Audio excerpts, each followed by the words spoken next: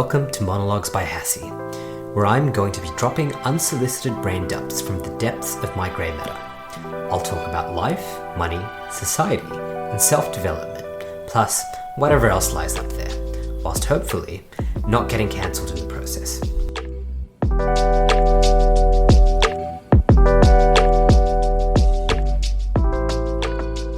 This week, I took the first of 5 flights I'm using to get me around the world. I flew from Jakarta to Colombo, and the remaining 4 flights on my itinerary are Colombo to Paris, London to Toronto, New York to Tokyo, and Tokyo to Sydney. And for these 5 flights, they're all with One World Alliance Airlines. I only spent 1,700 Australian dollars or 1,150 US. And before I continue further into this podcast, I will mention that all of the details that I'm discussing in this particular episode are mostly relevant to Australians, especially those who use the Qantas Frequent Flyer loyalty program. So now with that out of the way, how on earth was I able to get a ticket that takes me to 5 cities around the world for less than 2,000 Australian and just over 1,000 US? And if you're wondering, in this post-COVID world, airline prices have significantly increased for airfares. And generally, if I look at a return ticket, a single return ticket from, let's say, Sydney to London is going to be much more in terms of cash relative to what I paid to travel to 5 cities around the world.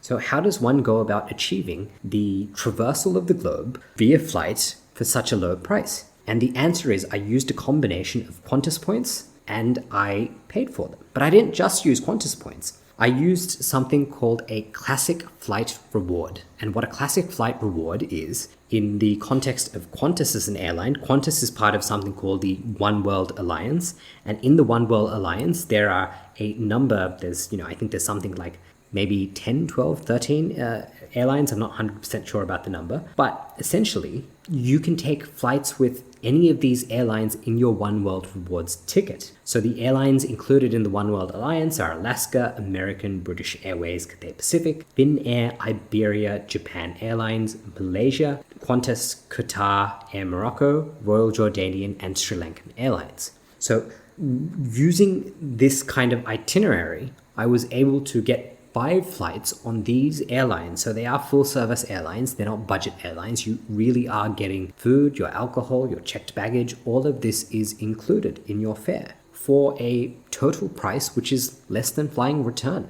from Sydney to London, for example. Sometimes it's the same price as flying Sydney to somewhere in Asia return. So it is a very, very good deal. Now, here's the catch. I actually paid 132,400 points to take this 5-city itinerary in economy. Now, if you did want to fly in business or first class, you would need to pay 318,000 points or 455,000 points in business and first class respectively. Now, where can you go with this ticket? You can go to any 5 cities which are defined as stopovers, and a stopover is anywhere where you are staying for more than 24 hours. Now, one of the rules in this ticket, it's very interesting. Even though you are purchasing this ticket through Qantas using Qantas points, the rule is out of these 5 flights that you are taking, at least 2 sectors, so 2 flights, need to be with non-Qantas One World Airlines. Which means, for example, if I was using Qantas for 3 of my flights in my itinerary, I would need to take 2 flights that aren't Qantas but are part of the One World Alliance. And for example, I might decide to have a flight from British Airways and Japan Airlines, in which case I do have both of those in my ticket. And the interesting thing is none of the flights in my 5-flight itinerary are actually Qantas flights.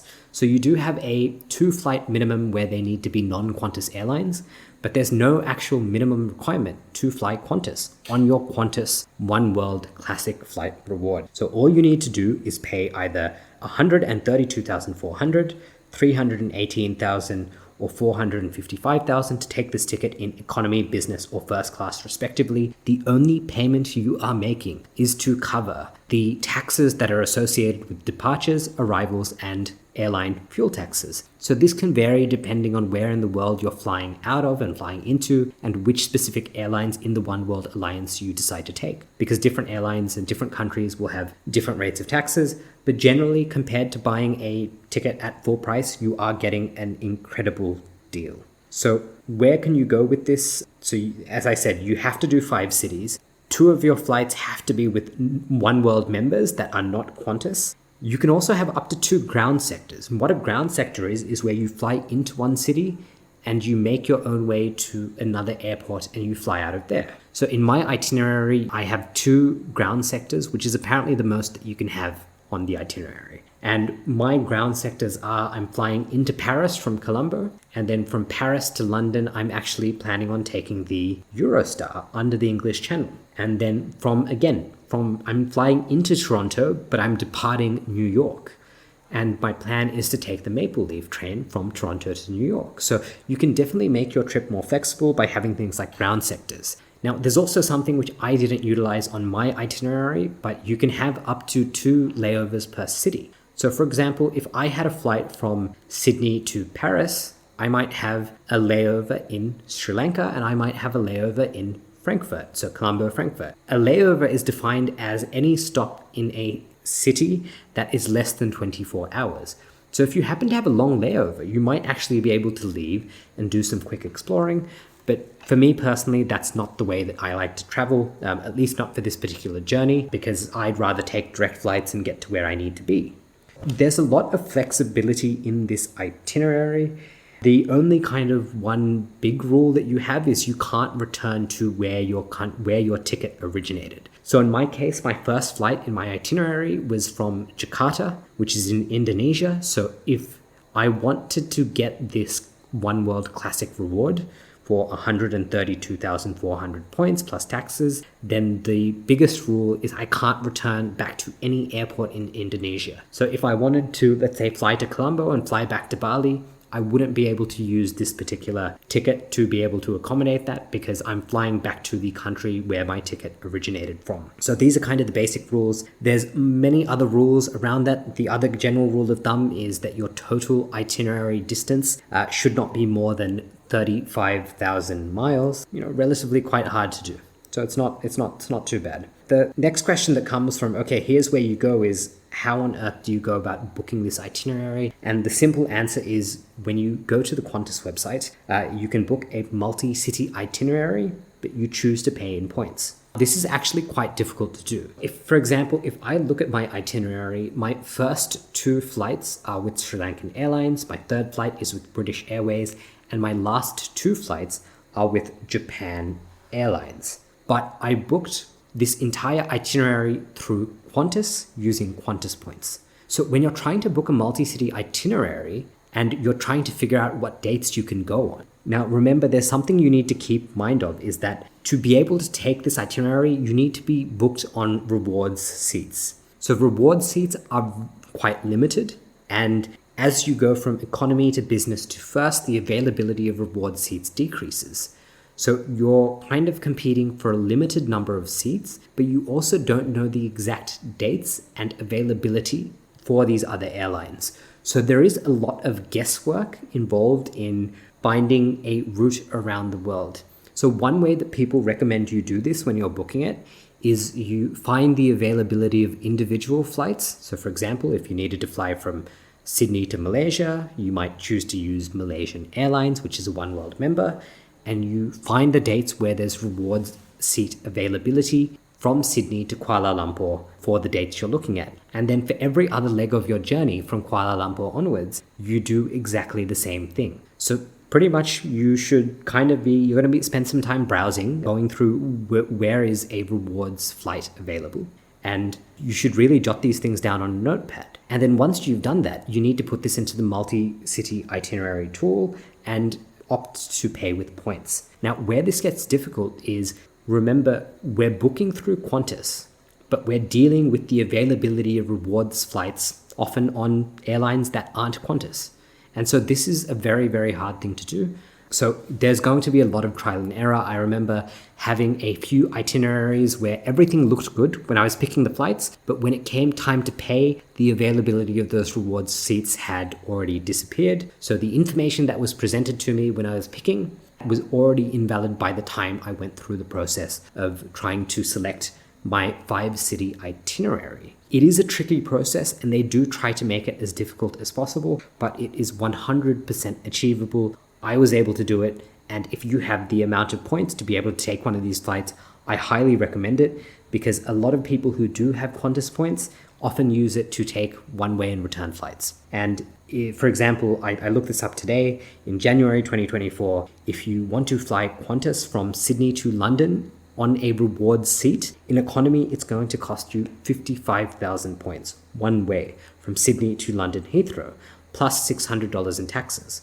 So a return flight from Sydney to London using points is going to set you back 110,000 points plus $1,200. Now, in my case, I paid 132,400 points for 5 flights around the world, plus 1,700 taxes. So I didn't pay that much more in terms of points. I paid about 20,000 points more, and I only paid 600 Australian more in taxes. And so it works out to be a very economical way to travel around the world. So it's definitely something that people should explore. And yes, they have made it as hard as possible for you to be able to book a classic flight reward, but Qantas's systems compared to some of the other airlines in the world are quite good, but you're still going to have to do some trial and error to get the appropriate itinerary.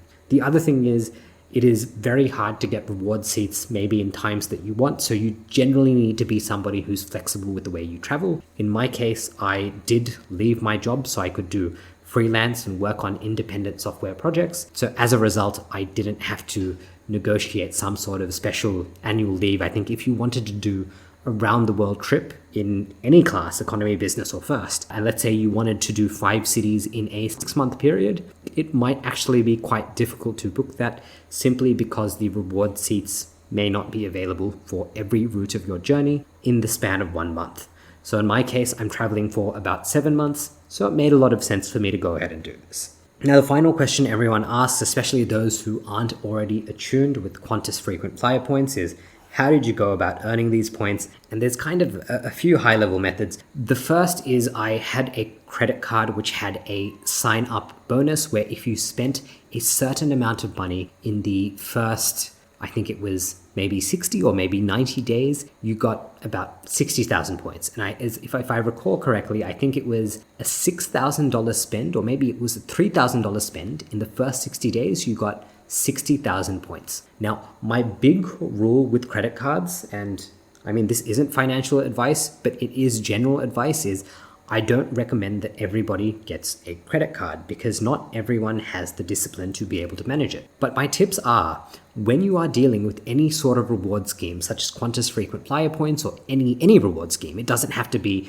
for an airline, it could be any sort of rewards program that you engage with, even something like Starbucks rewards. If you start buying products and services which you never needed, just so you can earn some fictitious company currency, which Qantas points are, you have fallen into the trap that these airlines and credit card companies want you to fall into. Because the reason that airlines partner up with credit card companies is people think they're getting a great deal on points. So they start spending and buying things that they wouldn't have normally done had they not have been earning Qantas points. And I think this is a huge trap. My general rule of thumb for these things is you should only ever spend money on a credit card for things you would have bought without that credit card.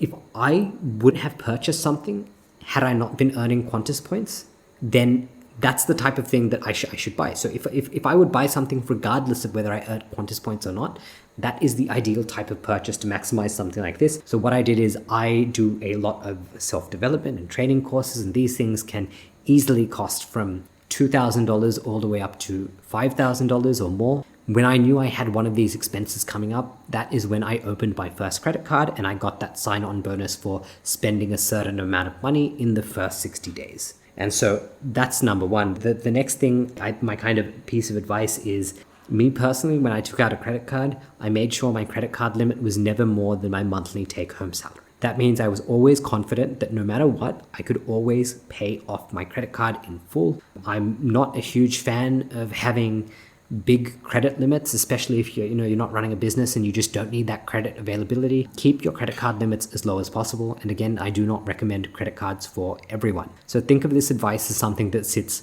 somewhere between Dave Ramsey, who says no credit cards, and the credit card companies who just want you to take as much debt as possible, right? So I think you can use these tools very wisely. The key is have a low limit and only spend money that you would have spent anyway. The first method that I earned Qantas points is I got a $60,000 chunk from that sign-on bonus. The next way is I simply ran all of my expenses through the credit card. So because the credit card earns Qantas points per dollar spent, I think I get something like 0.5 or 0.75 points. So every time I spent money, I would get 0.75 points credited to my Qantas frequent flyer account. So I just made sure that all my expenses went through the credit card. And remember, my credit card limit was less than my monthly take-home pay. So it simply got paid off every time I got a paycheck. So not a problem at all there. The kind of next way I did was there are other loyalty schemes where you can convert your points into Qantas points. So, I mean, Woolworths is a great example. I typically do most of my grocery shopping at my local Woolworths, and 2,000 Woolworths points converts to 1,000 Qantas points. So I made sure I set that up, and basically I would earn points on top of points because for using my credit card, I would have got points for $1 spent, plus I would have earned Woolworths points for spending money at Woolworths.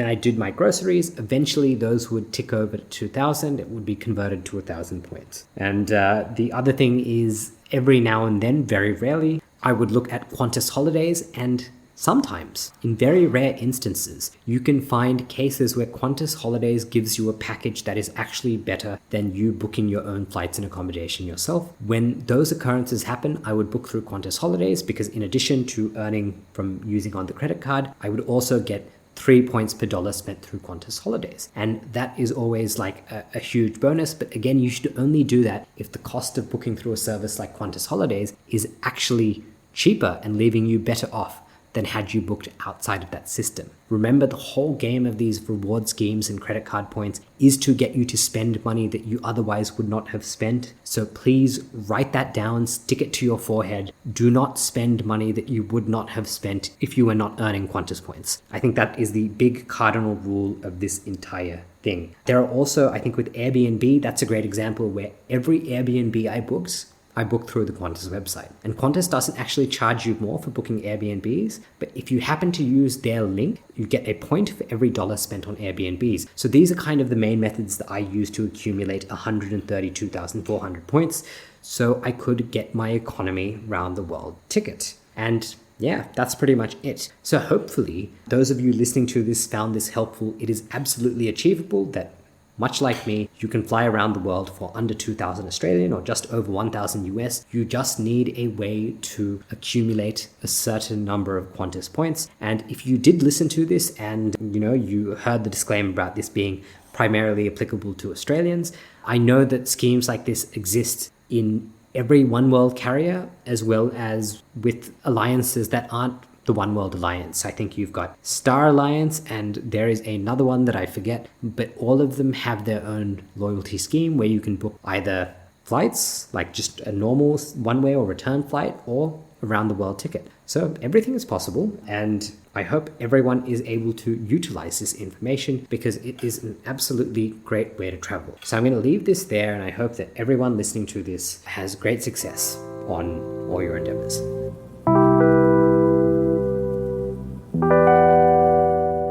You've just made it through another episode of Monologues by Hassie. It brings me great pleasure to know that you made it to the end. To listen to more episodes, subscribe on your favorite podcast app or visit monologuesbyhassie.com. Thanks for swinging by.